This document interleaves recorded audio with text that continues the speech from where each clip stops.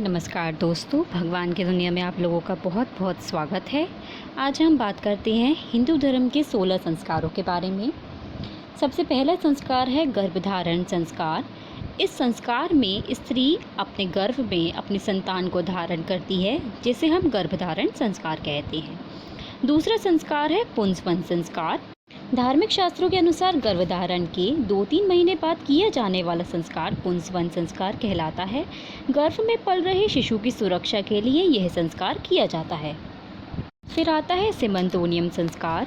यह संस्कार गर्भ के 6 या 8वें महीने के बाद किया जाता है। यह संस्कार शिशु की सुरक्षा के लिए, उसकी शुद्धि के लिए किया जाता है। फिर आता है जातकर्म संस्कार। यह संस्कार बच्चे के जन्म के बाद किया जाता है।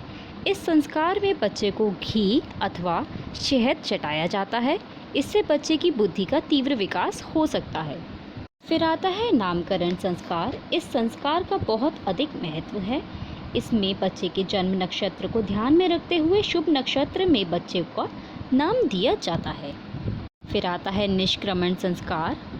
इस संस्कार में बच्चे को सूर्य चंद्र की ज्योति के दर्शन कराए जाते हैं। फिर आता है अन्नप्राशन संस्कार। इस संस्कार के बाद से बच्चे को माता के दूध के अतिरिक्त अन्य खाद्य पदार्थ देने शुरू किए जाते हैं। इसके बाद आता है चूड़ाक्रम संस्कार। इस संस्कार का आधार बिल्कुल वैज्ञानिक है।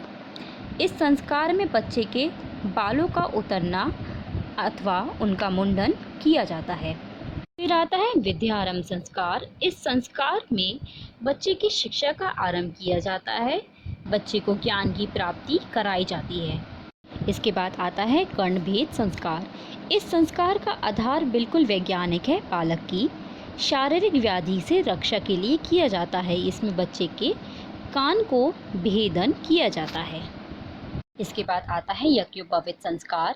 इस संस्कार में बच्चे को धार्मिक या आध्यात्मिक उन्नति के लिए यह संस्कार किया जाता है। इसमें बच्चे को जड़ाऊ धारण कराए जाते हैं। इसके बाद आता है केशांत संस्कार। इस संस्कार का उद्देश्य बच्चे को शिक्षा क्षेत्र से निकालकर सामाजिक क्षेत्र से जोड़ना होता है। गृहस्थाश्रम में प्रवेश का यह प्रथम चरण माना जाता है। इसके बाद आता है सामवर्तन संस्कार। गुरुकुल से विदाई के पूर्व यह संस्कार किया जाता है। आजकल गुरुकुल प्रथा समाप्त हो गई है, इसलिए यह संस्कार भी समाप्त हो गया है।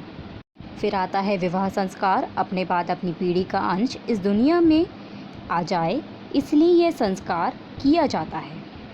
इसके बाद आता है अंत्येष्टि संस्कार।